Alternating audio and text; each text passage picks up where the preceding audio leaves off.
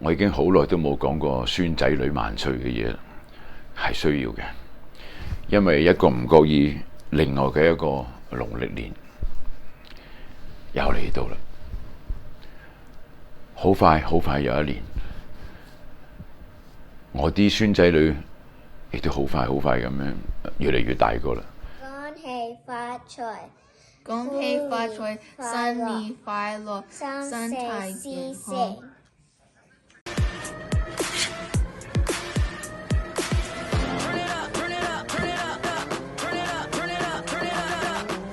Kyle 一直都係我可以喺香港一路都同佢見得到面嘅。美國嘅孫仔女呢，就真係冇乜機會，尤其是而家喺咁混亂嘅狀況裏邊，淨係講三藩市咁講啦。去年嘅罪案啊，所謂嘅罪案呢，就係襲擊亞裔人呢，係比2019年嘅時候呢係多出2倍半。係好犀利，個破案率咧只係得個5%、15%，我俾夠你20%冇用嘅，因為我哋知道，只要佢喺街拱低你之後，行咗去就算嘅啦，你係真係捉佢唔到嘅。當我喺三藩市嘅時候咧，唔敢講係冇發生，我未見過，亦都非常之少。但係近呢幾年裏邊咧，變晒啦。每一次同家人去WhatsApp 嘅時候傾偈都叫佢哋小心啲，小心啲。咁講下講下，又一年啦。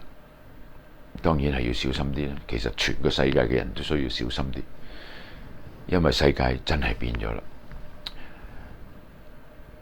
我而家講嘅說話，又好似係同緊出邊嘅朋友講，又好似係同緊我啲屋企人講，不如咁樣啦，俾我當係同你哋打開咗個話題之後，就同我嘅家人講，亦都真係好坦白講，我哋都知道，如果大家都相同嘅，你都有孫仔女嘅話，或者你有呢個心態去聽我講呢啲嘢，否則嘅話，如果你嘅孫仔關我咩事？咁所以呢 more or less 呢個孫仔女萬歲呢一個話題呢，係真係 for 佢哋嘅，只不過我可以將佢哋分享出嚟俾你哋大家睇咁解嘅啫。咁同埋佢哋都會睇噶嘛。我有一個話預告今年呢，我拎咗呢支咁嘅嘢，我一路同佢留住。呢個係我大孫仔細個嘅時候玩嘅一支咁樣嘅嘢。而家我俾佢玩，佢邊度睬你啊？即係話佢真係大個啦，佢12歲啦。佢會跟住佢個年紀去認識佢個朋友，去玩佢哋嗰個年代，即係呢個年代咧，佢哋中意嘅嘢嘅。有好多時細路仔，你同佢哋講你嘅嘢俾佢聽咧，我諗有時大家都要諗一諗，應該係點樣嘅方法去同佢哋講。舉例，如果好中意打機嘅話，你阻佢打機嘅咧，有時真係會反面嘅喎。好在我嘅孫仔冇，即係唔係去到反面咧，都算係control 得幾好。咁但係亦都咁樣講，喺美國嘅孫仔女，佢哋嘅生活嗰個環境嘅 surrounding 唔同。地方咁大嘅時候，你唔係成日都見到朋友咧，咁玩遊戲機同埋上網咧，係佢哋變咗日常嘅嘢咧，佢哋係會比較多嘅。反觀咧，阿 Kyle 喺呢度咧，佢就真係少。阿 Kyle 仲，你睇下，即係阿媽仲可以同佢玩捉飛行棋嘅，呢啲係我哋細個玩嘅嘢嚟嘅。咁呢個係正話我講嘅方式嘅問題，我哋盡量都係，我哋唔係一定要將我哋曾經經過嘅，我哋嘅玩意或者我哋嘅認為係好嘅嘢，一定係要佢哋都要做。不過，你係咪覺得邊啲係好，邊啲唔好咧？人就係咁樣噶啦，行過咗咁多嘅嘢之後，經驗日子時間會講俾你聽邊啲係好，邊啲係唔好，邊啲你以為好，但係將來會影響你後邊嘅事業嘅。呢個係事實，係鐵一般嘅。我哋呢，只係一條路咁行，就係一路咁樣去老。如果一個細路仔去扮老呢，就只係開心，即係玩嘅啫。你睇我個孫女 Vienna， 大家得啖笑，係好玩嘅。大孫仔同埋個細孫女，佢哋兩個呢，即係相依為命啦。喺美國呢，好在我都講過啦，以前佢哋兩個都傾得埋、玩得埋嘅。阿 Brandon 佢有學吉他，有學琴啦。雖然佢都仲係即係好初哥，但係佢都好樂意呢，就教個細妹呢一樣嘢。至於阿 Vienna 呢，以前我講過就係佢好中意唱歌呢，而我隻耳仔所聽嘅佢嘅咁樣嘅唱歌方式呢，佢咁樣呢，佢將來係可以唱歌嘅。如果彈埋琴，唔係 complicated 咧，嗰個 note 嗰個 key 佢跟埋一齊唱翻嗰個 note 都算係好準啦。咁呢個係佢嘅天分。可惜我唔係同埋喺佢身邊，唔可以成日都或者影響佢聽下呢啲啊，聽下嗰啲啊咁。否則嘅話呢，或者啫嚇，或者佢哋嘅進步係會大啲。咁我提過因為阿 Kyle 就接近我啦，咁所以呢，就我會同佢見面係多咗啦。舊年我哋拍過嘅呢一個甜爺爺呢，我哋出動過去玩過好多嘢，譬如你而家睇到呢一度，咦？你帶個細路仔去射槍啊？點解唔得啊？呢啲安全噶嘛？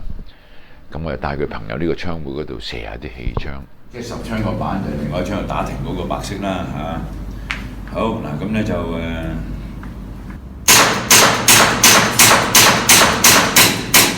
你射嗰邊咗喎，最後1、2、3、4、5、6、7、8、9、10。